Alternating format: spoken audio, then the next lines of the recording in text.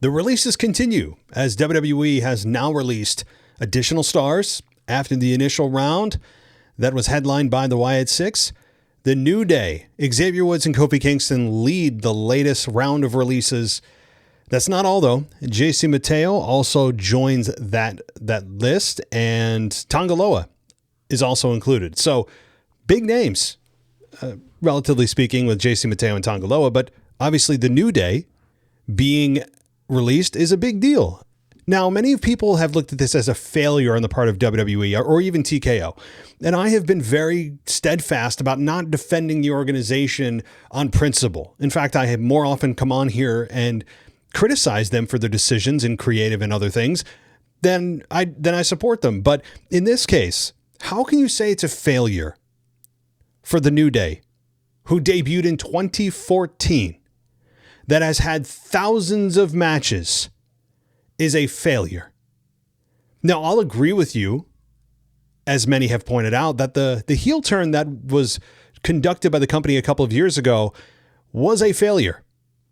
It was a success when it happened, but it burned out very quickly. WWE had no follow-up whatsoever when it came to WWE's plan, if there was one, for the New Day in the heel turn. We all thought it was going to end with a Big E return at WrestleMania or the Rumble. Didn't happen. It went nowhere, and it could have gone a lot of good places. There was a lot of people they could have worked with at the time.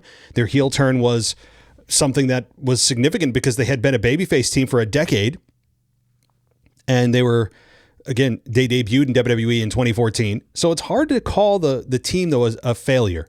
How many tag team titles have they won? Kofi Kingston, Kofi Mania, winning the championship at WrestleMania several years back. It's not a fail. If this is a failure, I don't know what a success is. This company and any company, any private organization is not beholden to employ anyone for their lifetime.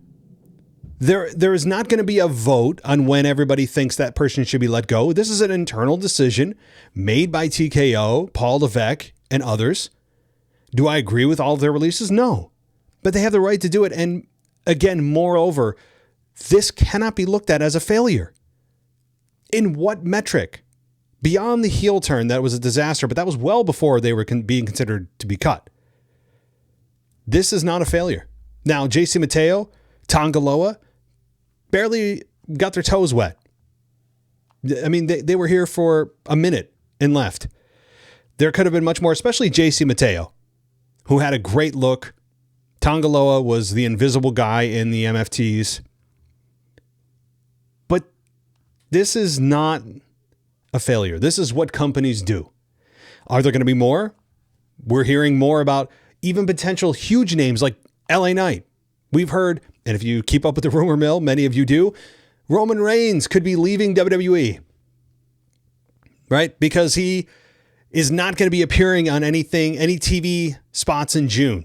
That has been removed from his schedule, that Roman Reigns is not going to be on TV at all in June, which apparently does seem to be true. But have people forgotten, are we that short-sighted, or do we have that contained of a memory that we don't remember Roman Reigns' 4-year run as champion, where he was here every 2 months at best? There was a time when he went from WrestleMania to SummerSlam before he defended his championship. This is par for the course for Roman. I don't know the reason behind it. Admittedly, I don't know why they took him off TV for June, but this is not concerning if you're worried about Roman Reigns leaving the company. They wouldn't give somebody the championship at WrestleMania, make them the main event, excuse me, and then just a couple of months later have him released from the company. WWE knows Roman Reigns is a cash cow. He just had one of the greatest WrestleMania matches of all time with CM Punk. Roman Reigns ain't going anywhere. That's nothing but stirring shit up. That's what that is. It's clicks. It's views. It's engagement farming. That's all that is. So Roman ain't going anywhere. And certainly we're not going to have any. I don't think LA Knight is probably not going to get released. I hope. That is a little bit more believable, but even that I think would be a far-fetched scenario. Let me know what you guys think. Head over to Patreon or follow me anywhere that you can get podcasts. Search the WWE podcast. Let me know what you guys think about this and if we'll see any more releases and how you would categorize Kofi Kingston and Xavier Woods being released. Is that a failure to you? And if so, please, I'm all ears.